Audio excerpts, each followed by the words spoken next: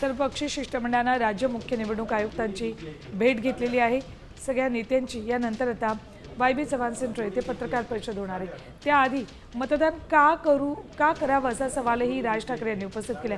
जे आज 18 वय पूर्ण करतायत त्यांनी मतदान का करू नये, राज ठाकरे असा सवाल उपस्थित केलाय। कारण त्यामागचं कारण असं आहे, जुलै 2025 पर्यंतचीच मतदार यादी ग्राह्य धरली जाणार आहे। थेट जाऊयात आमचे प्रतिनिधी गिरीश कांबळे यांच्याकडे।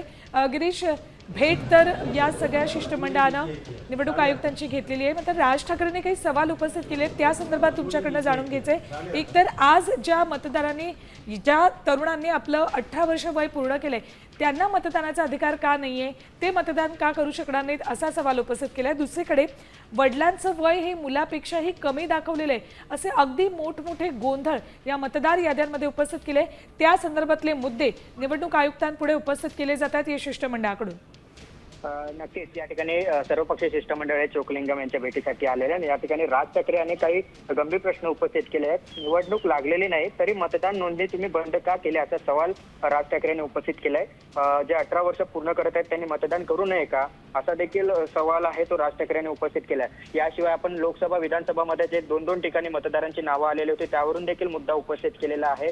मतदार याद्यांमध्ये प्रचंड घोळ आहे, वडिलांचं वय मुलाच्या वयापेक्षा कमी दाखवण्यात आलंय। हा एवढा मोठा गोंधळ कसा काय तुम्ही या निवडणुकांच्या या मतदारांच्या यादीमध्ये करू शकता असा सवाल या ठिकाणी राज ठाकरे यांनी उपस्थित केलाय।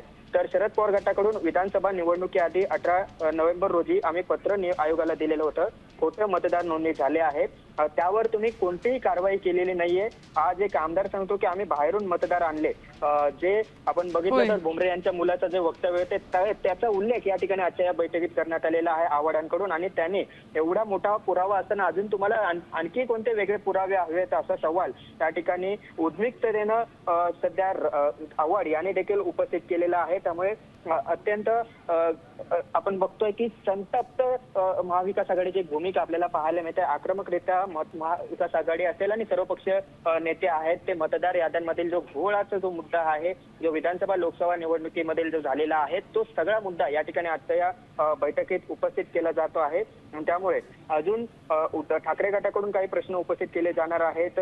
कशा पद्धतीने याद्या या ठिकाणी एकाच नावाचे 2-2 ठिकाणी मतदार आहेत, 4-4 ठिकाणी मतदार आहेत, हे सगळे जे पुरावे आहेत ते पुरावे थेट या ठिकाणी घेऊन आलेले आहेत। आणि सर्व प्रेझेंटेशन हे सर्वपक्षीय मंडळाचे जे नेते आहेत, पक्षाचे नेते आहेत ते निवडणूक मुख्य अधिकारी चोकलिंगम यांच्या समोर सादर करणार आहेत। आणि त्याची सुरुवात आपण बघतो की राज ठाकरे यांनीच मतदार याद्यांमधील घोळासंदर्भात सुरुवात केली आहे। त्यामुळे हा अजूनही बराच वेळ ही बैठक सुरू असणार आहे। त्यामुळे अनेक मुद्दे आहेत ते सर्वच पक्षाचे नेते या ठिकाणी चोकलिंगम यांच्या समोर उपस्थित करणार आहेत। त्यामुळे आता निवडणूक आयोग अधिकारी यावर कशा पद्धतीने प्रतिक्रिया देतात, यावर काय उत्तर देतात हे देखील पाहावं लागेल। सध्या ही बैठक सध्या सुरू आहे। गिरीश, जसं तुम्ही सांगताय की राज ठाकरे सध्या त्यांच्या पक्षाकडून उपस्थित करण्यात आलेले जे मुद्दे आहेत, प्रश्न आहेत ते मांडतायत चोकलिंगम यांच्या पुढे, तसंच सगळे जे पक्ष शिष्टमंडळ आहेत त्या सगळ्या पक्षांकडून आपापले मुद्दे या संदर्भात मांडले जाणार आहेत का?